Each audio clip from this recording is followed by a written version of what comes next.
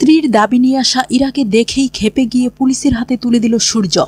হ্যাঁ বন্ধুরা, অনুরাগের ছোঁয়ার আগামী পর্বে এমনটাই ঘটতে চলেছে।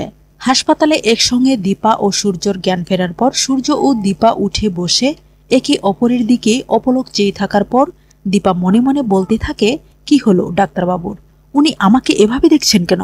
তারপর দীপা সূর্যকে জিজ্ঞাসা করে, সূর্য তুমি ঠিক আছো? কি হয়েছে সূর্য? সূর্য বলে, তুমি আমার নাম ধরে ডাকলে দীপা, কত দিনের ইচ্ছে ছিল আমার নাম তোমার মুখে শুনবো। Thank you Deepa. আচ্ছা দীপা, আমরা এখানে আসলাম কিভাবে? আমার সুনামা রূপামা কোথায়? কতদিন দেখিনি ওদের। তখন দীপার আর বুঝতে বাকি নেই যে সূর্য তার হারানো স্মৃতি ফিরে পেয়ে গেছে। সূর্য যখন বলে, তোমাকে আর মেয়েদেরকে কি করে ভুলবো, তখন দীপা খুশিতে কান্নায় ভেঙে পড়ে আর বলতে থাকে, আরেকবার বলুন আমাকে কি বলে ডাকলেন? তখন সূর্য বলে, আমি বোধহয় অনেকটা দেরি করে ফেললাম, তাই না দীপা? অন্যদিকে তিস্তা সবার সামনে বলতে থাকে, বাচ্চা দুটোর কাছ থেকে আমাদের অনেক কিছু শেখার আছে। লাবণ্য বলে, হ্যাঁ ঠিক, কম তো যায়নি তাদের উপর দিয়ে। এমন সময় মিশকাও সেখানে উপস্থিত হয়ে বলে, সত্যি আন্টি, আপনাদের ইনসিডেন্ট শুনে আমারও অনেক খারাপ লেগেছে। তখন হঠাৎ ইরাও এসে বলতে থাকে, সূর্য কোথায়? আমি সূর্যর কাছে যাব। লাবণ্য বলে, না, তোমার কোনো অধিকার নেই সূর্যর কাছে যাওয়ার। তখন ইরা বলে, আমি সূর্যর স্ত্রী, আমাকে অবশ্যই যেতে হবে।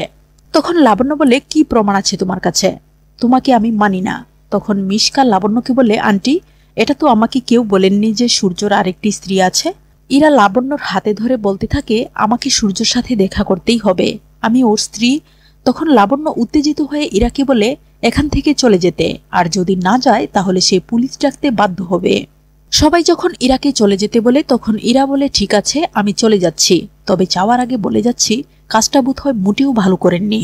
ইরা চলে যাওয়ার সময় মিশকাকে দেখে খুবই অবাক হয়ে বলে, তুমি এখানে এসেছো কেন? তুমি মিশকা না?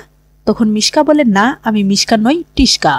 ইরা কিছুতেই মিশকার কথা বিশ্বাস করে না। তারপর লাবণ্য ও প্রবীর সহ সবাই যখন সূর্য ও দীপার সাথে দেখা করতে যায় তখন দীপা বলে, মা, ডাক্তারবাবুর সব মনে পড়ে গেছে। এটা শুনে লাবণ্য, প্রবীর, জয়, উর্মি, ভিক্টর ও তিস্তা সহ সবাই অত্যন্ত খুশি হয়। তারপর সূর্য যখন তার বাবাকে বলে যে আমার জন্য তোমরা সবাই অনেক কষ্ট পেয়েছ, আমাকে ক্ষমা করে দাও, তখন প্রবীর বলে, তোমাকে সবাই খুব ভালোবাসে বলেই তোমার জন্য এত কিছু করেছে, তাই কাউকে কষ্ট দেওয়ার কোনো অধিকার তোমার নেই। তখন সূর্য প্রবীরকে জড়িয়ে ধরে, আর এটা দেখে খুশিতে সবাই আত্মহারা হয়ে যায়। আর সবার সামনে সূর্য দীপাকে বলে, দীপা, তোমার আর আমার মাঝখানে আর কেউ কোনো বাধা হয়ে দাঁড়াতে পারবে না। তুমি দেখে নিও দীপা, আমি সব ঠিক করে দেব। দীপা বলে, আমাদের মধ্যে ডিভোর্স পেপারটা একটা বড় দেয়াল হয়ে দাঁড়িয়ে আছে, তাই সবাই সব ভুলে গেলেও আমি এটা কিছুতেই ভুলতে পারবো না। সূর্য বলে, দীপা, সেই ইরা মেয়েটার জন্যই আজ আমার এই অবস্থা। আমি বাধ্য হয়ে তাকে বিয়েটা করেছিলাম, তবে আমি মানি না সেই বিয়ে। দীপা বলে, সেটা হতে পারে না, যেভাবেই হোক আপনি বিয়েটা তো করেছেন। সূর্য বলে, দীপা, আমার জন্য অনেক কষ্ট পেতে হয়েছে তোমাকে, তাই আমি আর তোমাকে কোনো কষ্ট পেতে দেব না। তখন সূর্য হঠাৎ মাথায় একটু যন্ত্রণা অনুভব করায় লাবণ্য বলে, এখানে আর কোনো কথা হবে না, বাড়ি চলো। তারপর সবাই যখন বাড়ি যাওয়ার উদ্দেশ্যে বেরিয়ে পড়ে তখন দীপা থেমে আছে দেখে লাবণ্য বলে, দীপা, বাড়ি চলো, সূর্য তো বলেছে ও সব ঠিক করে দেবে, তোমার আর কোনো ভয় নেই, তোমার সময় এসেছে সব ফিরে পাওয়ার। এই বলে তারা যখন বেরিয়ে পড়ে তখন মিশকাকে দেখে সূর্য বলে উঠে, মিশকা, তুই এখানে কি করছিস? তুই আবার ছাড়া পেয়ে গেছিস? লাবণ্য বলে, সূর্য, এ মিশকা নয়, টিস্কা। তখন সূর্য বলে, আমি জীবনেও বিশ্বাস করি না এই মিশকা। দীপার কাছে গিয়ে সূর্য জিজ্ঞাসা করে, দীপা, তোমার কি মনে হয়? দীপা বলে, আমার মনে হয় এই মিশকা, কারণ ওর চোখের লেন্স দেখেই বোঝা যায়। দীপা বলে, মিশকা, আমার মনে হয় বীরকে আর তোমার কাছে দেওয়ার প্রয়োজন নেই, কারণ বীরের বাবা সম্পূর্ণ সুস্থ, তাই বীর ওর বাবার কাছে, মানে সবার কাছেই থাকবে, তাই বলছি তুমি এখান থেকে চলে যাও। এই বলে সবাই চলে যায় সেনগুপ্ত বাড়িতে। আর মিশকা বলতে থাকে, সূর্য, আমি বীরের হাত ধরেই তোর বাড়িতে ঢুকে তোদের সংসার তছনছ করে দেব, আমি আবার আসব। এই বলে মিশকাও সেখান থেকে চলে যায়। তারপর সূর্য যখন সবাইকে নিয়ে বাড়ি ফিরে আসে তখন দেখে সোনা রূপা দুজনে খেলছে।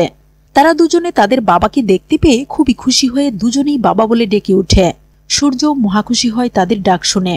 তারপর হঠাৎ সোনা যখন বলে, আমরা কি এখন আমাদের বাবাকে বাবা বলে ডাকতে পারবো? তখন সূর্য বলে, কেন ডাকবে না, 100 বার ডাকবে। এই বলে সূর্য তার হাত দুটো বাড়িয়ে দেয় সোনারূপার দিকে, কিন্তু সোনারূপা আসছে না দেখে সূর্যর মনটা খারাপ হয়ে যায়। ঠিক তখনই ইরাও এসে সেনগুপ্ত বাড়িতে উপস্থিত হয়। ইরা তখনও জানেই না সূর্যর জ্ঞান ফিরে এসেছে। সূর্য ইরাকে দেখেই তার মোহনপুরের সেই ঘটনার কথা মনে পড়ে যায়। তারপর সূর্য সবার আড়ালে গিয়ে পুলিশকে ফোন দেওয়ায় পুলিশও এসে তাদের বাড়িতে উপস্থিত হয়। ইরা সূর্যকে বলে, একই বাড়িতে পুলিশ কেন? তখন সূর্য বলে, এক্ষুনি তা বুঝে যাবে। পুলিশ আর দেরি না করে সূর্যর কথা মতো ইরাকে গ্রেফতার করে থানায় নিয়ে যায়।